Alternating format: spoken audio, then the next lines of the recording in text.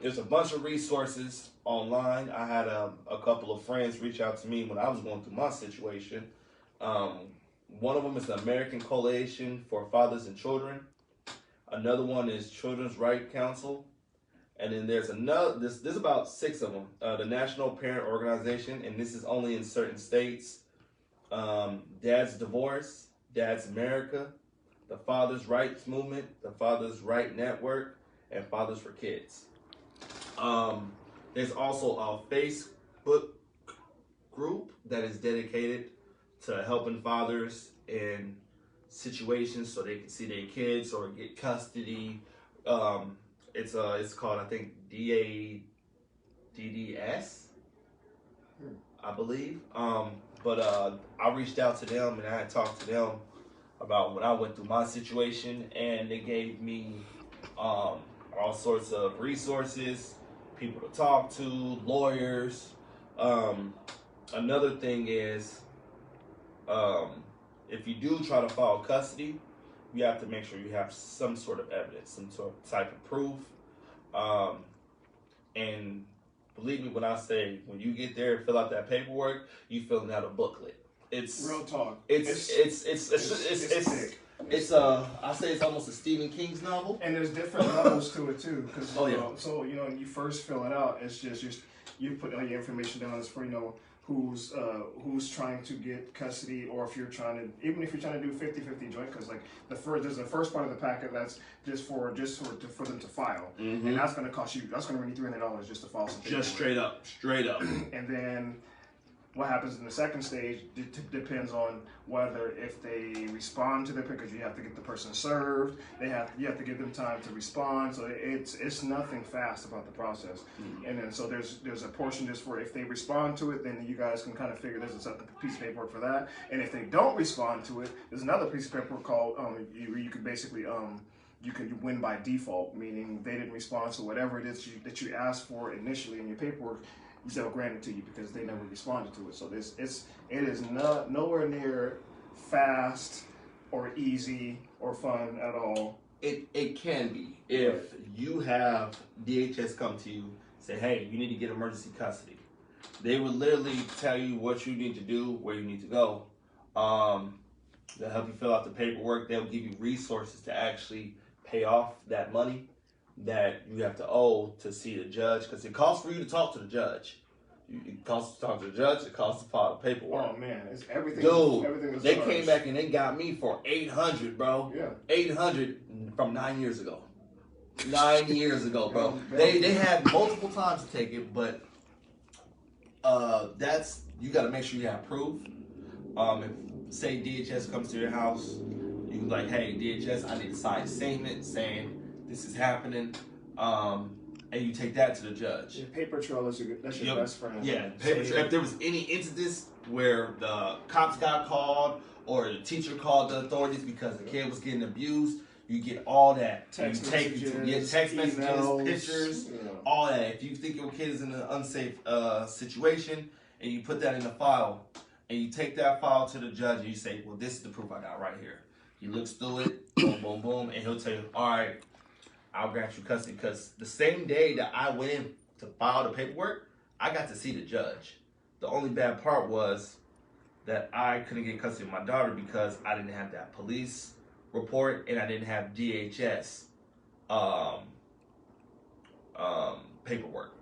If I would have had the DHS paperwork and that police report, I would have got custody.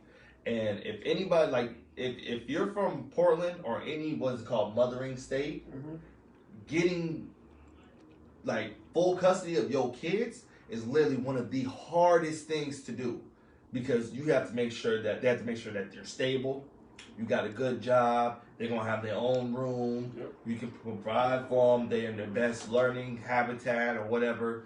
It's a lot you have to go through, but at the end of the day, it's worth it. Yeah, as a father myself, and just being through the whole process before, the biggest advice that I give any parent, especially male parent, is don't get discouraged and don't let the system scare you. Like, establish your right as a parent. You have rights to your child. Don't ever think or let anyone make you think that you don't. You always have rights to your child.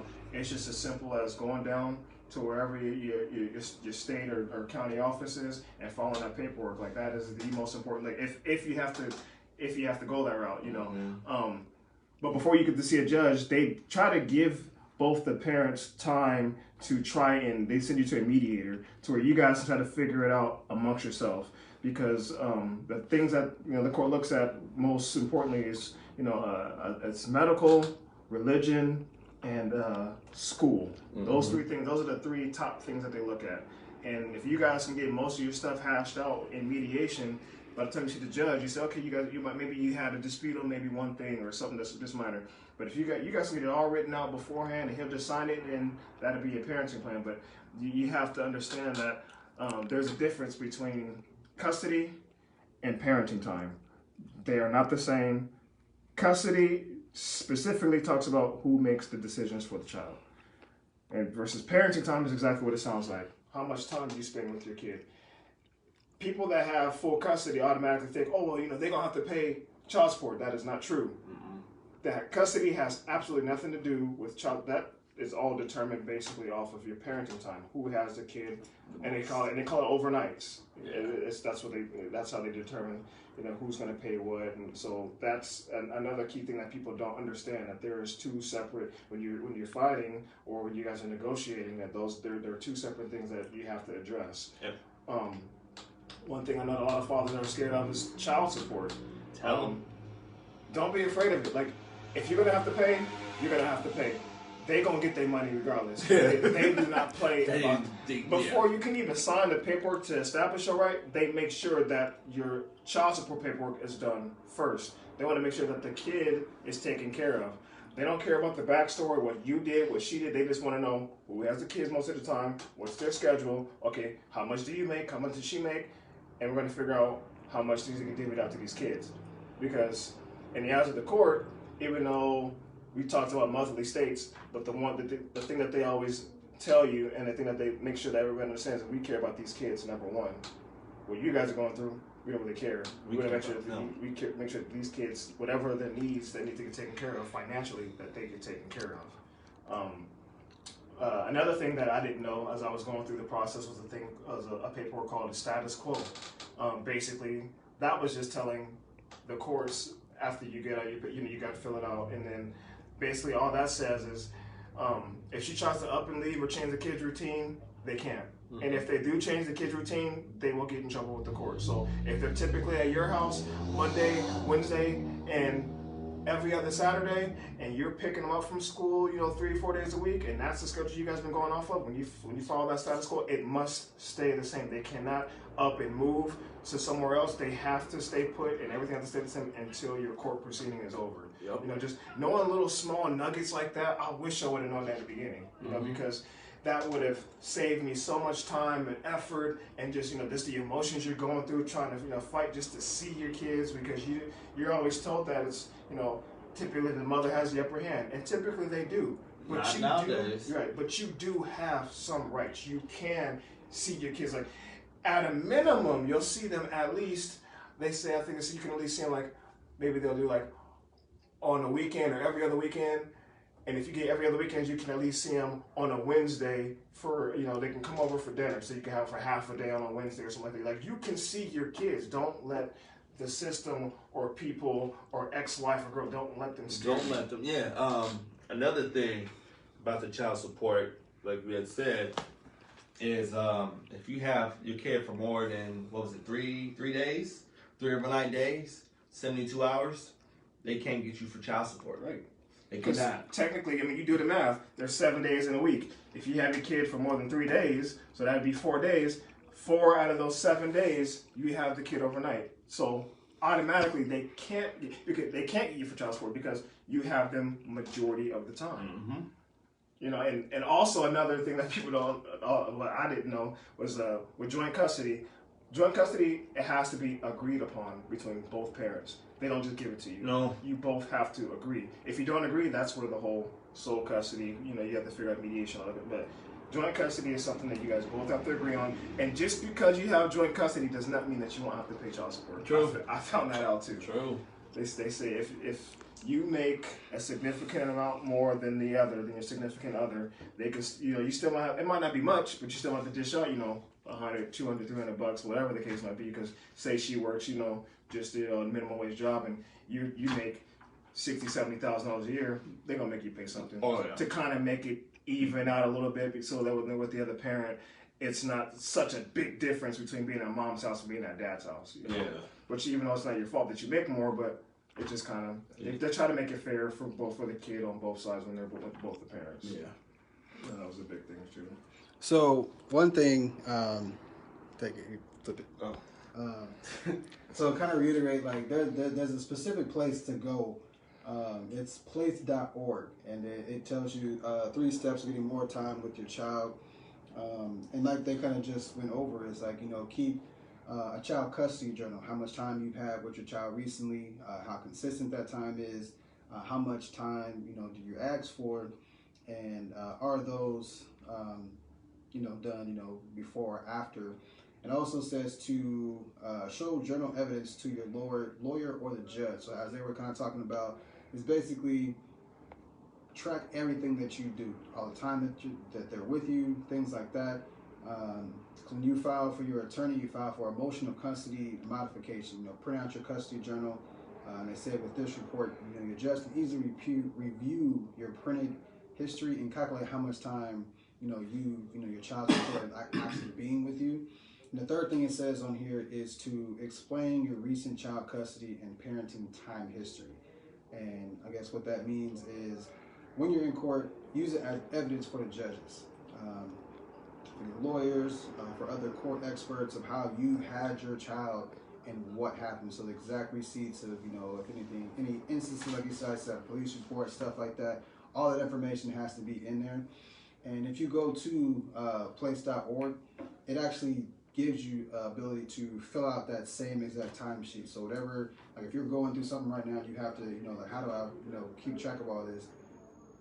Place.org has a sheet online. You can just fill it out. I think you might be able to print it out as well, but you can fill it all out.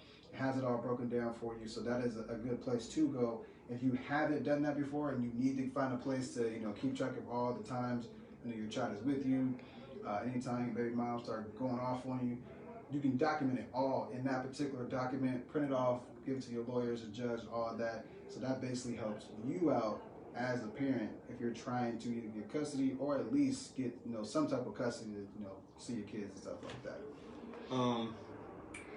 One thing that I will say that I really don't like is how some people would downplay saying that, oh, a father can't be a full-time father, can't take like there was a meme that said if your baby dad was to get full custody, I bet he would fold or something like that with the kids. And I'm just like, wait a minute, hold up, bro. It's the way to discourage people. Yeah, it's just like, to me, it's kind of like us fathers, we get the short end of the stick because they feel like, oh, just because we're the fellas, we're not expected to be there. Right. We're not expected to be good dads, or we can't hold our own. I know plenty of guys who got their kids that's holding their own. You know what I'm saying? Right. And I feel like that, how women are like, oh, well, we can do whatever we put our minds to.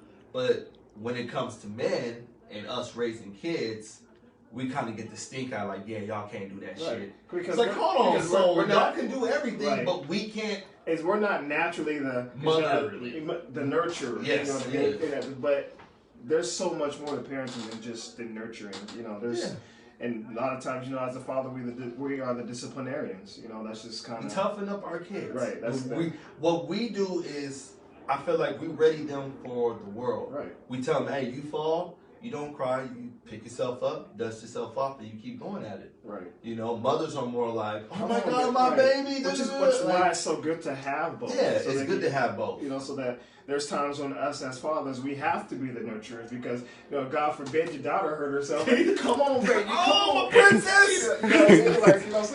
So that's just going to break your heart when she's son, like, come on, get up, son. Don't cry. It's cool. Come on. You all right? But we nurture, but just in a different way, Mm-hmm. But to say that, we can't do it, it's just, I think it's just another just be discouraging. But it is. And I honestly feel like us as fathers, we don't get enough respect. Like, why is it that we got Father's Day in June? All the kids out of school.